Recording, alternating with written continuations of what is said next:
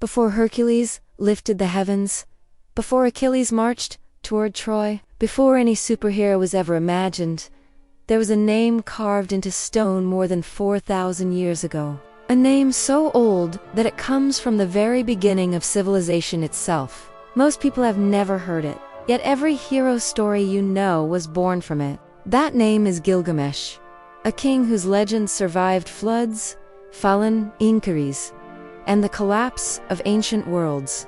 This is not a myth passed down by word of mouth alone. It was written on clay tablets when writing itself was still new, and that alone should make you stop and listen.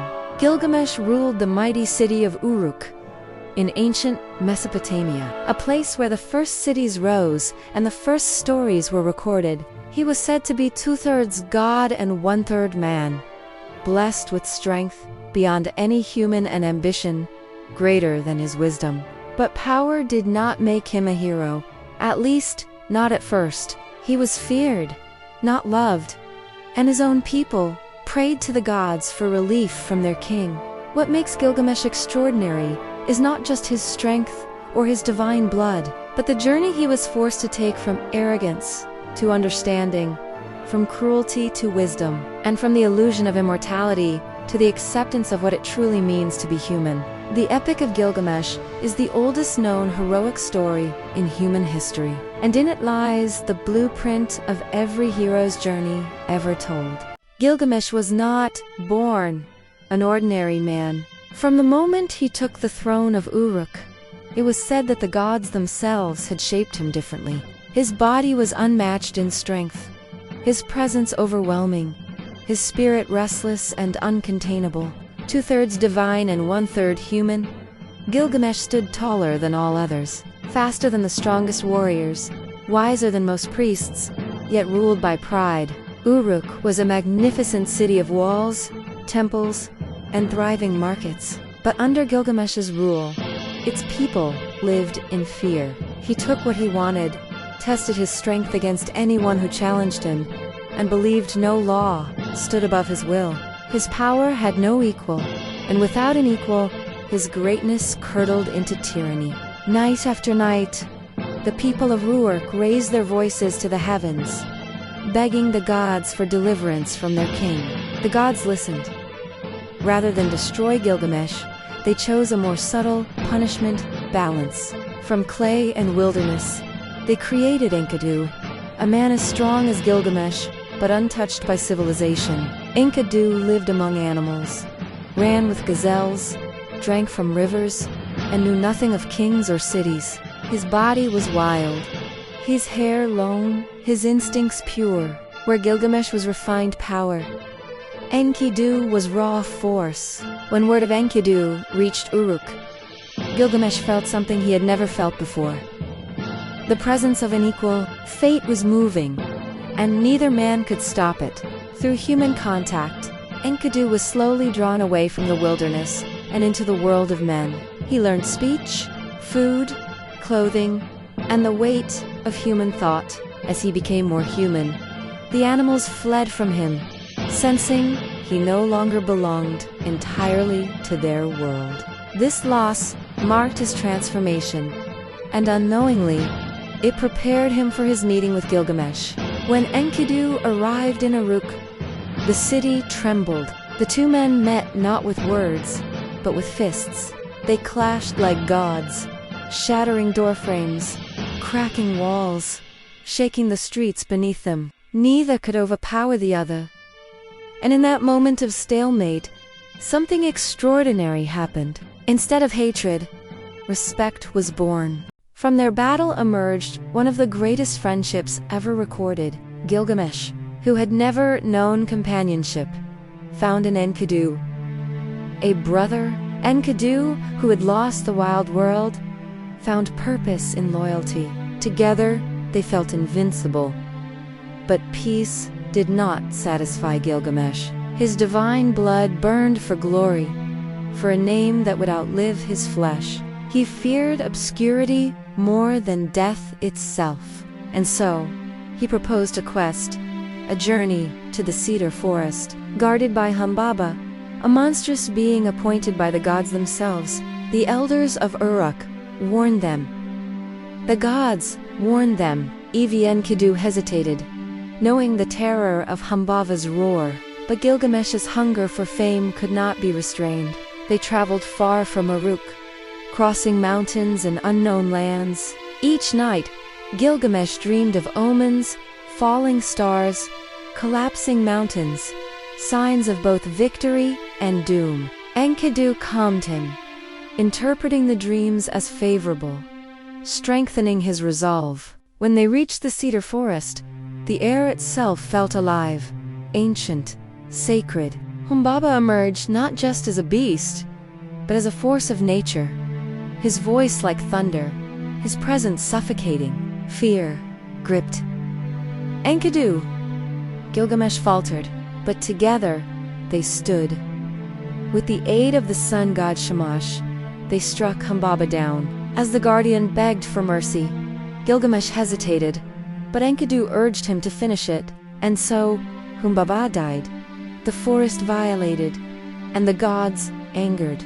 Their victory echoed across the world, but consequences followed swiftly. When the goddess Ishtar, captivated by Gilgamesh's fame, offered him her love, he rejected her, reminding her of the destruction that followed every mortal she favored.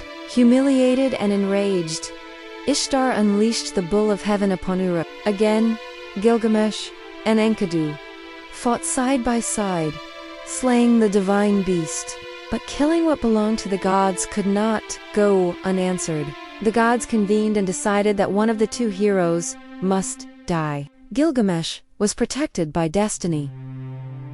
Enkidu was not. Enkidu fell ill, cursed the day he left the wilderness, cursed the trap that brought him to Uruk, a journey to the cedar forest, guarded by Humbaba, a monstrous being appointed by the gods themselves. As Enkidu's life faded, his curses turned to sorrow, then to silence. When he died, Gilgamesh collapsed. He touched Enkidu's body again and again, refusing to believe that his friend was gone. He covered him in fine cloth, adorned him with jewels, and wept openly, not as a king, but as a broken man. For the first time, Gilgamesh understood death, not as a concept, but as an unavoidable end. He saw his own fate in Enkidu's lifeless body. Terror took hold of him. All his strength, all his achievements, all his glory meant nothing in the face of mortality. And so, driven by grief and fear, Gilgamesh abandoned his throne and set out on a desperate journey. Not for fame, but for immortality. He wandered the world wearing animal skins, his hair unkempt, his mind haunted. People who saw him barely recognized the once great king. His journey led him through deserts, across waters, and into realms meant for gods. He sought Utnapishtim, the only human granted eternal life. A man who had survived a great flood sent by the gods to destroy humanity. Reaching him required passing through darkness so complete that no mortal had ever survived it. Gilgamesh pressed on, driven not by courage, but by desperation. When he finally reached Utnapishtim, Gilgamesh poured out his story, his power, his loss, his fear. Utnapishtim listened, and then revealed the truth. Immortality was not earned through strength or suffering. It was a gift never meant for humans. To prove his point, he challenged Gilgamesh to stay awake for 6 days and 7 nights, a simple test yet impossible. Gilgamesh failed almost instantly, falling into deep sleep. When he awoke, the answer was clear. If he could not conquer sleep, how could he conquer death? Moved by pity, Utnapishtim revealed one last secret, a plant hidden deep beneath the waters, capable of restoring youth. Gilgamesh dove into the depths and retrieved it. Hope ignited once more. He planned not just to use it himself, but to bring it back to Uruk, to share its power. But fate was relentless. While he rested, a serpent stole the plant and vanished, shedding its skin as it escaped, a symbol of renewal denied to humanity. Gilgamesh did not rage. He did not weep as before. He simply sat and understood. The journey had changed him. He returned to Uruk not as a man seeking eternal life, but as one who finally understood life's meaning. He looked upon the great walls of the city, the walls he had built, strengthened, and protected, and realized that this was his immortality, his people, his city, his story. Gilgamesh ruled wisely from that day forward. The tyrant was gone, replaced by a king who understood loss, limits, and responsibility.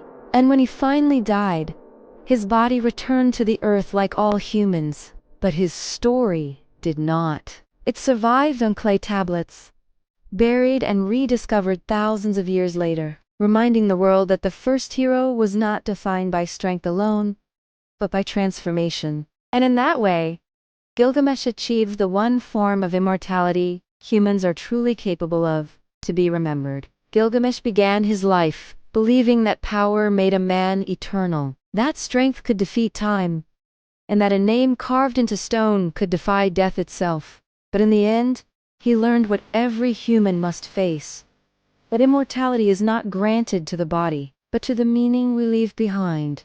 He returned to Uruk, no longer chasing glory, but understanding it. His walls still stood, his people still thrived, and his story continued long after his breath faded. More than 4,000 years later, we are still speaking his name, still learning from his journey, still finding ourselves in his fear, his loss, and his growth. Gilgamesh did not conquer death, but he conquered something far greater, the truth of what it means to be human. And as long as his story is told, the first hero of history will never truly die.